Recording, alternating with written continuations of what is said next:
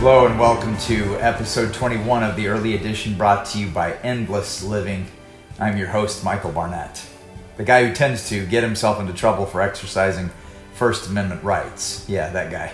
But we're not going to go there. The mark of the beast is a very critical topic that I've been trying to discuss, but some people have been really sensitive about some of the content in episodes 11 and 20.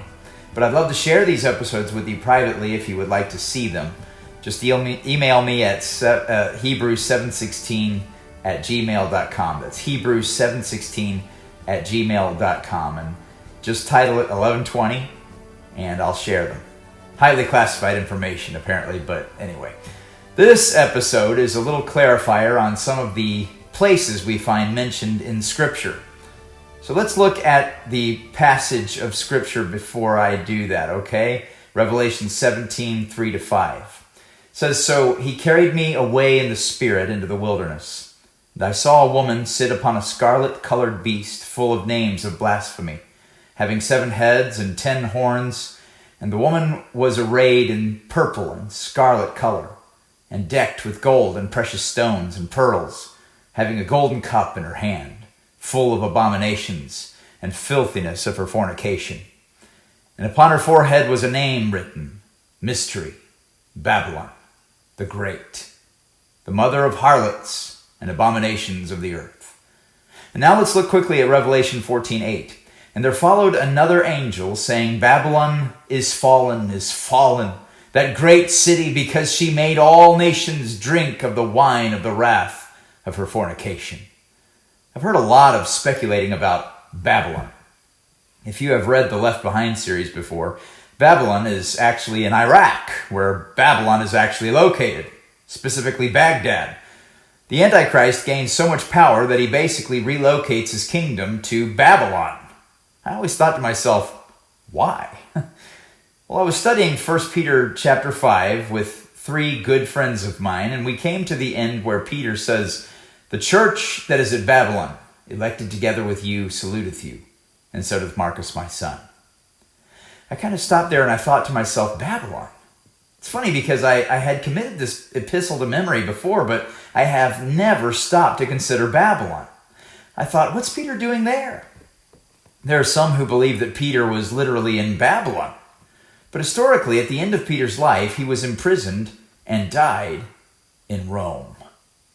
You'll also notice that Mark was with Peter when this epistle was written.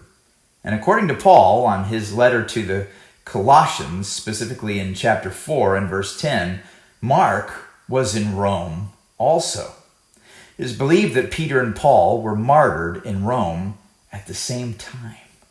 What an amazing thing. Imagine a man who thought his whole life would involve smelly fish, an uneducated man, a man who couldn't read or write, who needed Silas to write everything for him when he wrote his epistles.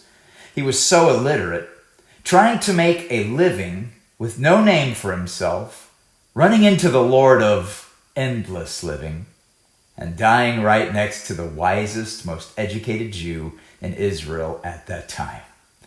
God can do it in your life as well. But Eusebius cites Dionysius, the bishop of Corinth, as saying they, that's Paul and Peter, taught together in like manner in Italy and suffered martyrdom at the same time.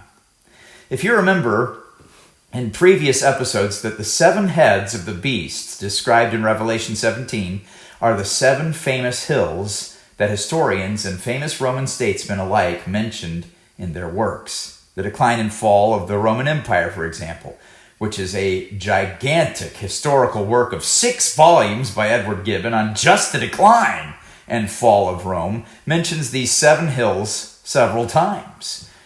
Really, I can't see what they're talking about. It's really hard to actually see them today because of all the building throughout time. The mountains in the background are not those hills. But what's fascinating to me is which hill the Roman Colosseum is built on. The Palatine Hill, which is where Romulus murdered Remus and established a government that would live on to this present day, the Roman government. It's interesting how much the Roman Colosseum looks like the Tower of Babel in appearance.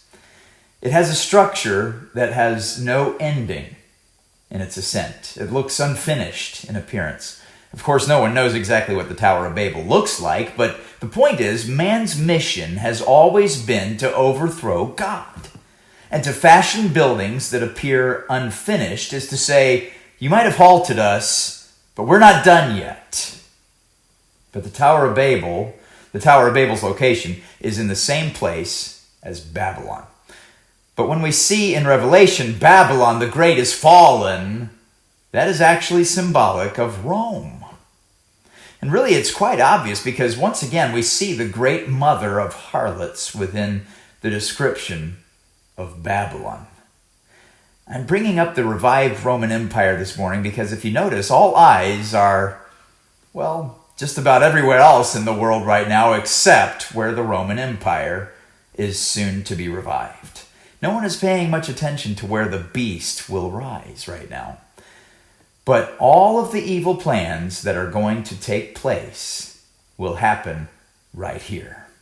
Everything we see culminating in this world will all be under the control of the beast. How can this be? Because Satan is ultimately the one who influences this world toward destruction, and he will inhabit a man, and the world will be in absolute awe of him. My son Harrison loves Spartan and Greek history. He told me that when Alexander the Great was dying, someone asked him, "To whom will you leave your kingdom?" To which Alexander replied, "To the best and the strongest." That's what this world is looking for. It's not looking for a servant. It's looking for a ruler who will be the greatest, who will think he's the greatest, and whom the world will laud him as the greatest. He will make Napoleon Bonaparte, Adolf Hitler, other great figures in the world who were able to do amazing things. He'll make them look like amateurs. So who is he?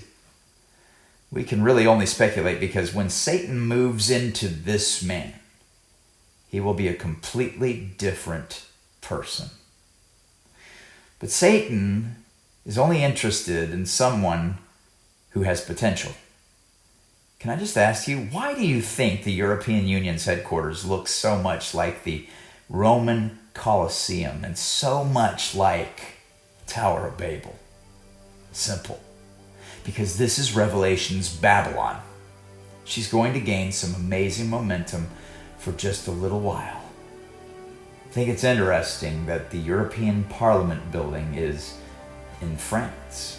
Angela Merkel said something interesting to French President Emmanuel Macron not too long ago. Germany will only do well in the long term if Europe does well. And Europe will only do well if there is a strong France. 7 years isn't a long time. And Babylon will conquer the world and cause all sorts of problems for this world, but she won't last. You know why? She's always going to be divided just like she is now, just like the feet of iron and clay. And all of this points once again to the fact that the return of Jesus could happen at any moment.